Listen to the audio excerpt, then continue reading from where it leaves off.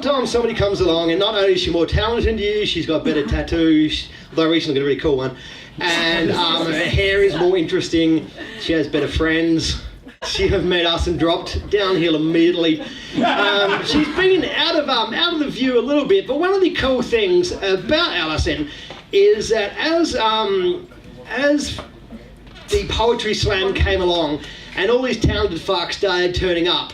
Now, most of these talented fucks weren't very happy with our way at Paroxysm Press's way of doing things. But just as our rebellion against staid, boring old fuckers reading off the page was to get drunk and insult everyone, but Alison came along and she had our attitude and she had talent, and we thought, we could merge these. We could bring these two fields together. And she failed miserably. So up to the microphone now, please, Alison Bennett.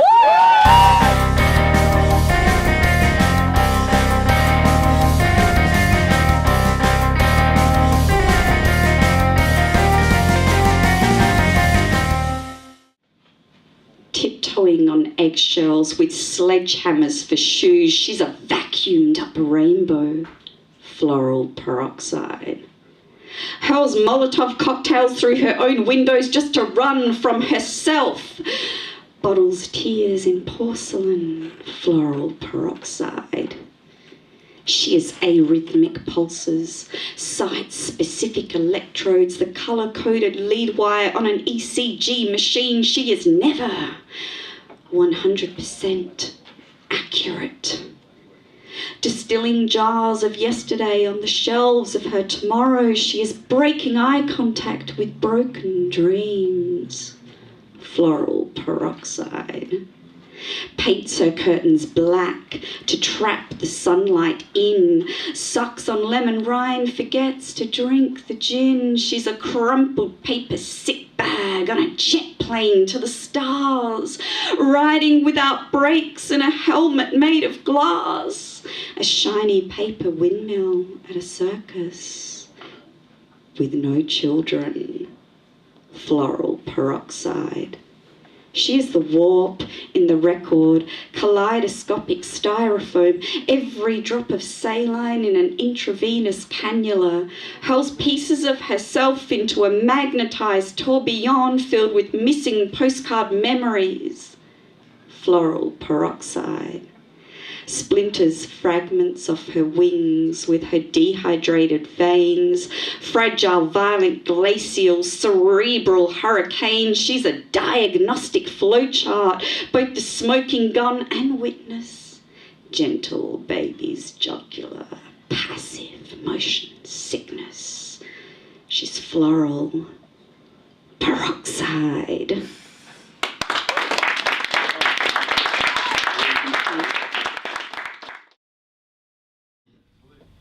In 20 years, you can imagine that some writers have fallen by the wayside. And, 20 years is a long time and that's to be expected. But I just want to say a quick word about a couple of them in particular tonight. The first time we went to Melbourne, first time we toured Melbourne, we ended up at a regular and quite polite reading called the Dan O'Connell. And it turned out it was the first time that Bundy Premix existed on tap. That was a totally new thing. And you can imagine how the worlds collided. Cammy especially got into particularly deep shit on that one. It was his first Melbourne gig and it is the worst performance he has ever given, ever, in his entire fucking life. He couldn't complete sentences, he couldn't pronounce words. He was actually getting paid for this fucking gig. No, we weren't, were we? The Dan O'Connell fucking paid you, and I paid for your fucking airfares, cunt. And you couldn't even pronounce your basic words. So okay, so the gig was a success, as obviously you imagine. We made our presence felt. But there was a bloke there called Martin Downey, who came up to have a bit of a lecture to us afterwards about how if we could have been heard, it may have been better. Now, he wasn't just an old stick in the mud, even though he was an old bastard. He had actually pissed away and thrown away a lot of his life on fucking heroin and alcohol over the years. and had really regretted it and could see us pissing away our house. So we sort of got involved with him as a writer. He was very well known in the poetry circuit and helped run the Melbourne Poetry Union. Except his poetry was really shit. Like, really shit. We fucking hated it. We would never publish his poetry, but his short stories could peel paint. But ever since then, we call him Auntie Downey, because he was like our, polite advice fucking angel on the shoulder. And, but yeah, he did, when he passed away, he did have a lot of those regrets that maybe we shouldn't have all killed as many brain cells as we did. I don't think we learned anything, but he was a big fucking influence. Someone else who, at the complete other end of it, we met. I think we were the first person to ever publish her work, maybe the second, but she was 16 at the time, and we were launching at the Overload Poetry Festival in Melbourne at a nicely Darrow pub that was just like the place we launched. We met her parents. I had to apologise for having published her and where we're launching it. And turns out she went on to be one of the really big influences in poetry and in sort of young age writing in Melbourne. Like published, was the editor for Expressworks, VoiceWorks magazine, produced a hell of a lot of great work and really supported a lot of up and comers. And she was so fucking talented, but as some of you people may relate to a lot of people, she had that demon or that voices in your head that someday, despite everything, someday you decide you don't want to hang around anymore. And she was still only in her young 20s, young to mid-20s, I think 24, 25 when that happened. But again, she was someone who, though a hell of a lot younger than us, Cat Muscat and Martin Downey, here's to you. Yeah.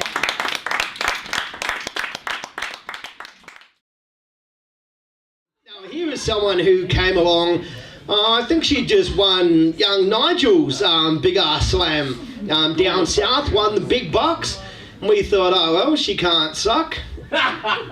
We thought. How wrong you were. And it turns out, while she's an absolutely great poet and great performer, she's a judgmental bitch. She really is. She really is. Here I am. It's not just about her alcoholism. I was thinking I was thinking I wasn't a racist until she likes to point out my subtle racism. I was thinking I wasn't fucking misogynist, but no, I'm a fucking misogynist. Thanks very much. To one of the most judgmental, talented bitches I know, please, the microphone, Nico.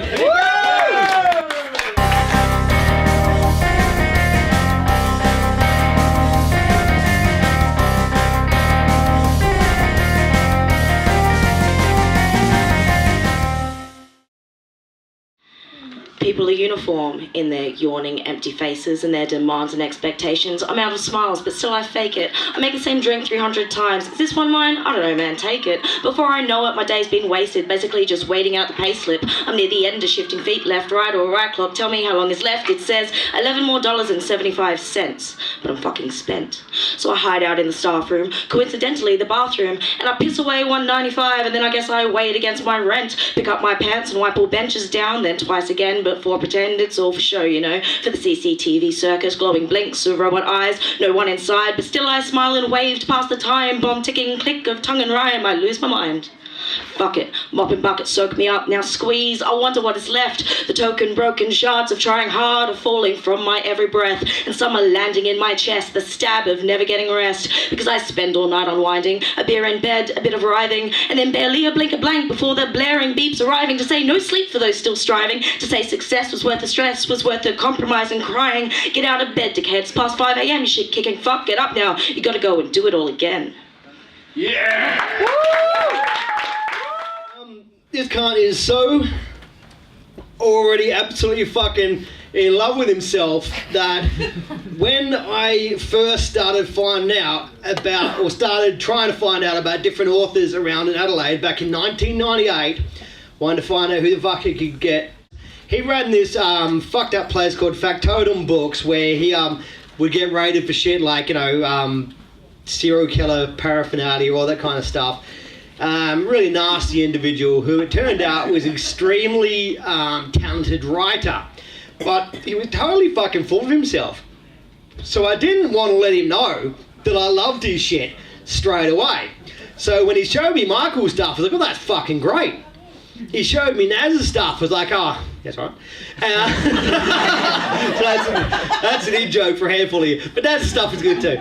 Showed me various people's work. And only I think towards pretty much the fucking end did I let him know that I actually wanted to lead off the book with his fucking work, because I really did love it that much. And now since then he's rolled on, he's gone on a shitload of tours with us, he's fucked up more than he's worked out, but that's okay, we all have. He's got a couple of books out, he's done some other shit, and weirdly enough, in all that disrepute crap, he actually found out that he has some modicum of performance poetry ability through the boxing. Big boxing tragic. Because of Paroxysm, fucking long story I can't go into, because of fucking Paroxysm I ended up emceeing the Australian Poetry Slam. Same night, the Poetry Slam final one year, Danny Green is fighting Roy Jones Jr. in Sydney, the night before rather. And so he needs his fucking boxing match. How the fuck can he get there? Oh, fuck it, I gotta win the slam. So the cunt does, or comes second or whatever. Turns up, does it twice, turns out he doesn't suck.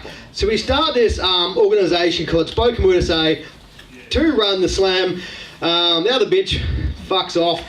So then it's left with me and the bald cunt, and now he's actual respectable as shit.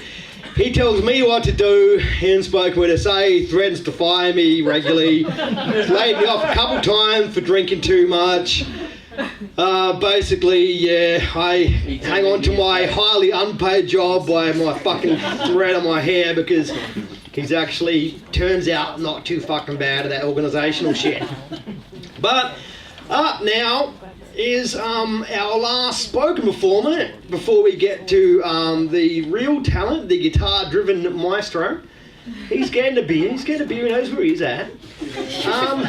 Yeah, up now, get his books for $5 each, because they're fucking cheap and out of print and shit. Cammy.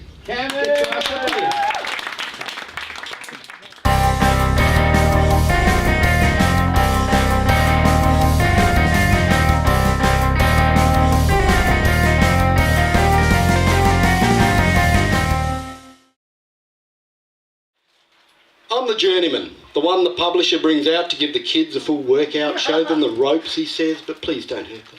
So I give them the benefit of my experiences, the tricks I've learnt up here on this damn thing. Let them know what they got to do to get the crowd on side, the drunks listening, the best shots in. I'm the journeyman. Been here far too fucking long, but I was champion once. Held the title briefly, but it's hard work to maintain that sort of thing. You have to keep working on your jab, your moves, your lines. And I preferred living a little. But I won't let it go that easily. So I'm here to give the kids some experience, a feint here, a step back there, then hit them hard in the heart. Not enough to break it, or them, but just enough to let them see what the pain really feels like. I work on their head, get in there and show them what's going on, get them protecting themselves, building that defence. And when the MC ain't looking, I pull them in close and give them a few liver shots. I'm the journeyman. The man they drag out to take on the contenders, the fresh faces, not supposed to beat them, but give them a good fight. Make them work for their moment. Never been on the canvas, always there till the end. I dance them around the ring. Make them work for their scoring shots. But some of them, well, they get lazy. Take it easy on the old man, and I have to remind them that nothing comes easy, not even the journeyman. So cover up, back yourself, bite down on your mouth guard, but be ready to step up when you see the openings. Yeah, I'm the journeyman, but when I talk about heartbreak, I mean the real pain of dead loves and the ghosts that they create inside of us. When I talk about redemption, I know that it's real and it's true, but also know you have to earn it, not just need it. And when I say I've killed a man, I'm not quoting Johnny Cash. This life is real. Don't step in the ring unless you're ready for the fight. I am the journeyman, but the journey is far from fucking over.